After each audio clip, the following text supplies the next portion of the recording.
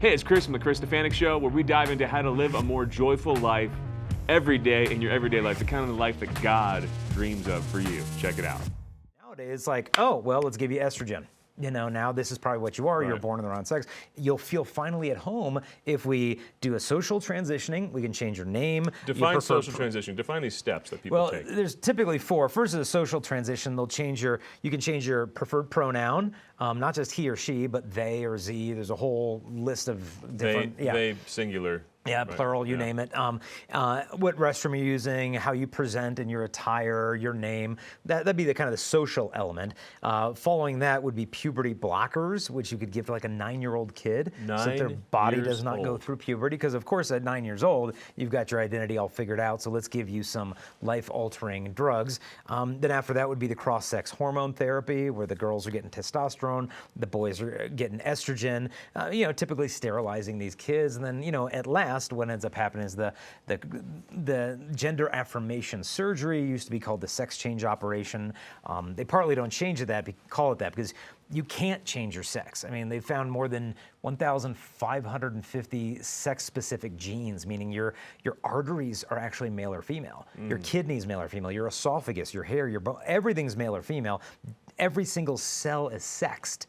That's why you can't change your sex. You'd have to change every cell, let alone even your soul. And so they changed the language. Now it's known as just gender affirmation, so that exteriorly I look like I feel interiorly. So basically, your body, your feelings are not the problem. Your body's the problem. So let's treat the body, and we're collaborating with mental illness instead of actually treating it. That's why one anesthesiologist told me, he said he's already told the surgeons in his hospital, don't even approach me for anesthesia for a patient if you're giving him a gender operation. He said, I won't have anything to do with that. He said, I've seen the medical charts. I've seen the autism. I've seen the anxiety disorder, all the stuff going on in their lives. And to physically mutilate that kid's body, promising that that's going to be the answer, he said, I've seen the data. Their suicide rate is 19 times higher than the general population after the surgery.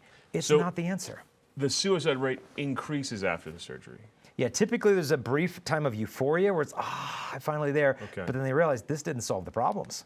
And people say, well, it's just because they're not being accepted. Well, the study of the 19 times higher was done in Sweden, which is a very progressive culture in terms of these things. The reason the rate is higher and they have this high suicidality rate is because typically transgender inclinations are one kind of point on a constellation of many mental health difficulties that these individuals are experiencing in their life.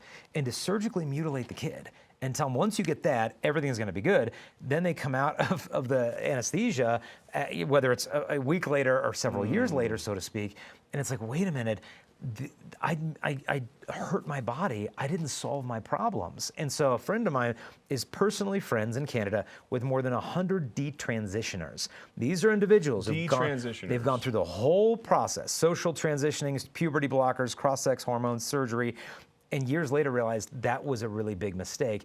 And now they're flooding to social media, YouTube, they're writing books, they're doing social media. It's like a tsunami. When the tsunami hits, the first thing that comes is not a wave.